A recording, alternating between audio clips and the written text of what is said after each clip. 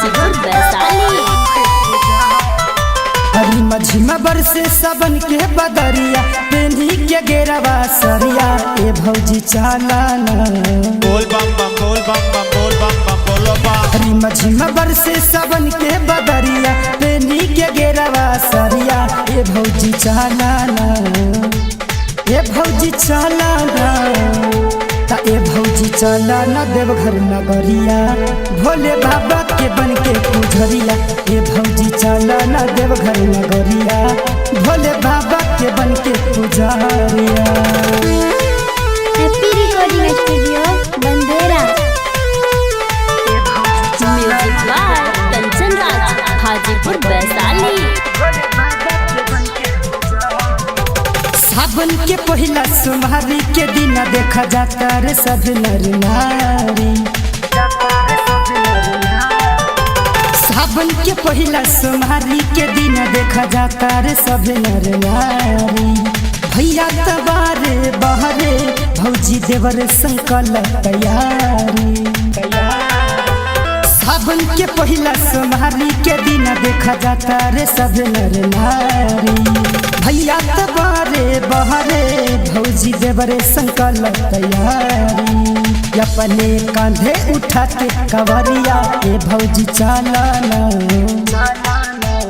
ए भौजी चालाना ता ए भौजी चालाना देवघर नगरिया भोले बाबा के बन के पुजरिया ए भौजी चालाना देवघर नगरिया भोले बाबा के बन के पुजरिया। Happy recording studio Bandera. Music by Kanchan Raj Hajipur Vaishali.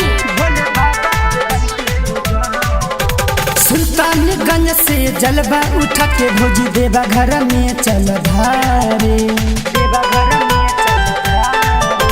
Sultanganj से जलवा उठा के भौजी देवा घर में चल धारे।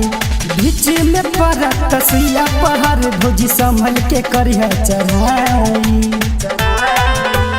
सुल्तानगंज से जलवा उठा के भौजी देवा घर में चल धारे।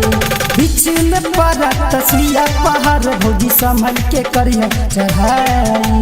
तब बोले बम्मा बोली के तू जे करिया ए भौजी चालाना ए भौजी चालाना ता ए भौजी चालाना देवघर नगरिया भोले बाबा के बन के पुजरिया ए भौजी चालाना देवघर नगरिया भोले बाबा के बन के पुजरिया। Happy recording studio Bandera. Music by Kanchan Raj Hajipur Vaishali. परजई पौवा में छाला त भौजी दिहा मिथुन के कामर थमाई। परजई पौवा में छाला त भौजी दिहा मिथुन के कामर थमाई। डीजे पे बजत गौतम के गाना सुन रितेश संग कमर डोलाली। परजई पौवा में छाला त भौजी दिहा मिथुन के कामर थमाई।